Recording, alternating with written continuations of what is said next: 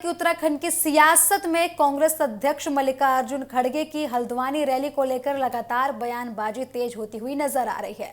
मुख्यमंत्री पुष्कर सिंह धामी ने खड़गे के बयान पर पलटवार करते हुए कांग्रेस वर्ग और लगातार जाति से जोड़ने का एक राजनीतिक मुद्दा इसे करार दिया।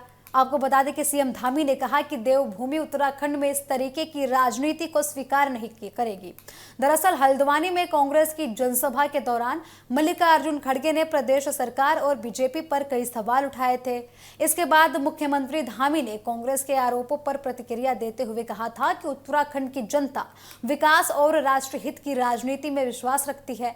सीएम धामी ने कांग्रेस पर निशाना साधते हुए कहा कि राज्य में समाज को वर्ग, क्षेत्र और जाति के आधार पर बांटने की कोशिश नहीं होनी चाहिए।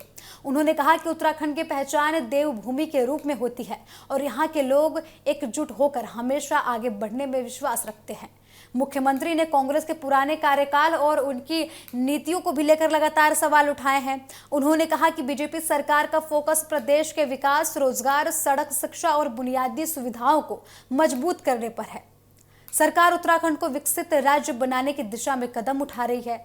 खड़गे की रैली के जरिए कांग्रेस ने प्रदेश सरकार को घेरने की पूरी कोशिश की थी। ऐसे में सीएम धामी के पलटवार को बीजेपी की ओर से और कांग्रेस के खिलाफ जवाबी रणनीति के तौर पर इसे देखा जा रहा है। दोनों दलों के बीच आने वाले दिनों में राजनीतिक आरोप प्रत्यारोप तेज होने की भी संभावनाएं बढ़ गई हैं। तो उत्तराखंड में विधानसभा चुनावी माहौल की तैयारी को देखते हुए कांग्रेस और बीजेपी में लगातार एक दूसरे पर निशाना साधने का जो ये ट्रेंड है वो शुरू हो चुका है।